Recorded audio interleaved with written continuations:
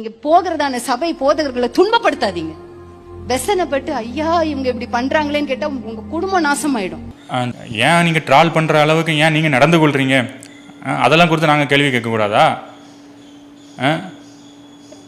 உங்களை எவனாவது கேள்வி கேட்டுட்டா, நீங்கள் பண்ண தப்பை எவனாவது கேள்வி கேட்டுட்டா, நீங்கள் பண்ணுறது சரியில்லைன்னு சொல்லி எவனாவது சபையை விட்டு வெளியே விட்டுட்டா சாபம் இல்லை சாபம் இல்லைன்னு சொல்லிட்டு சாபத்தை கொடுக்கீங்க. சில காட்டில் நீங்கள் தானே மோசமான போதகத்தை வந்து கொடுத்து கொண்டு இருக்கிறீர்கள். அம்மையார் அவர்களே, எவ்வளவு தவறான போதனை நீங்கள் கொடுத்து கொண்டு இருக்கிறீர்கள் என்று உங்களுக்கு இந்த வீடியோ வாயிலாக நான் எச்சரிக்கிறேன். இயேசு கிறிஸ்து என்ன கூறினார்? உங்களை சபிக்கிறவர்களை ஆசீர்வதி என்று தான் இயேசு கிறிஸ்து கூறுகிறார். நீங்கள் என்ன பண்ணி கொண்டு இருக்கிறீங்க? உங்களுக்கு சத்தியத்தை ட்ரோல் பண்ணி அவனா சத்தியத்தை சொன்னான்னா உங்களுக்கு நான் உங்களை நல்வழியில் படுத்தணும்னு நினைக்கிறவனை கொடுத்து நீங்கள் சபித்து கொண்டு இருக்கிறீங்க. அப்படின்னா இயேசு கிறிஸ்துவனுடைய போதகத்துக்கு எதிரான போதனை தானே நீங்கள் செலுத்தி கொண்டு இருக்கிறீர்கள்.